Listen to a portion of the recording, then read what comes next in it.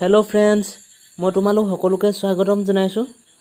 আজি মই গৈ আছোঁ অসমৰ জনপ্ৰিয় কণ্ঠশিল্পী ভাস্কৰ চুতীয়া দাদাৰ ঘৰলৈ।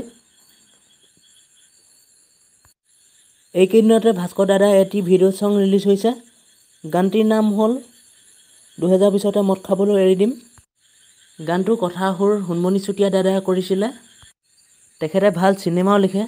আজি আমাৰ এখন চুটি ছবিৰ ভইচ ডাবিং হ'ব। চুটি ছবিখন হুনমনি চুতীয়া দাদাই লিখিছিলে।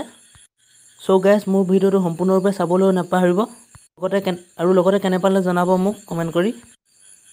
আৰু চেনেলটো ছাবস্ক্ৰাইব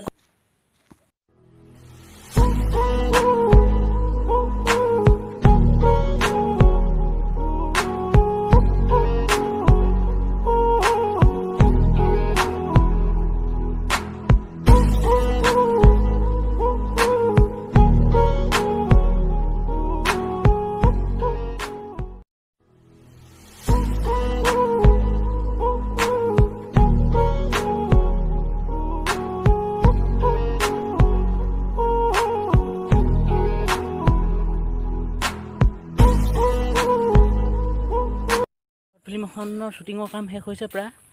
আজি আহিছিলোঁ ভইচ ডাবিং কৰিবলৈ। আজি দাদাহঁত আজি ফিল্মখনৰ অফিচিয়েল। মই আজি আহিছিলোঁ আমাৰ শ্বৰ্ট ফিল্মখনৰ ভইচ ডাবিং হৈ আছে। মই ভইচ ডাবিং কৰিবলৈ গৈ আছোঁ, চাওক আপোনালোকে।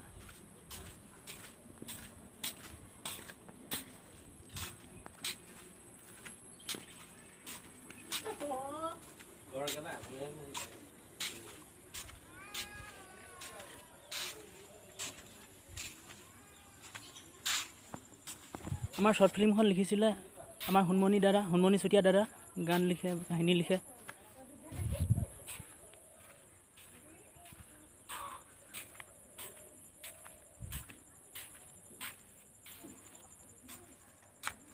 মাজনী অ মাজনী মাজনী কি হৈছে তোমাৰ? মাজনী অ মাজনী নালাগে, বুঢ়া ইমানে বেছি দেখা নাই, বেয়া লাগে। এটোৱে হ'ব মাজনী অ মাজনী তই কি হৈছে তোমাৰ? কি হৈছে অ মাজনী মাজনী তই কিয় এনেকুৱা কৰিছ? মাজনী অ মাজনী অকল কানিতে আছে অকমান